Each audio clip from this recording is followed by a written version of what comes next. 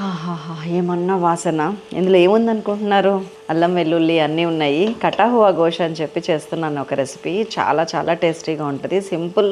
First mutton తీసుకొని కొంచెం లైట్‌గా రోట్లో వేసుకొని దంచాను. దాంట్లో పచ్చిమిర్చి పేస్ట్, అల్లం వెల్లుల్లి పేస్ట్, ఉప్పు, కొంచెం పసుపు వేసి బాగా మటన్‌కి పట్టించేసి ఒక కడాయిలో ఇట్లాగా ప్లెయిన్‌గా మంచిగా ఇట్లా ఒత్తేసి దానికి సరిపోను నీళ్లు పోసేసాను. అంటే నిండా మునిగేటట్టు.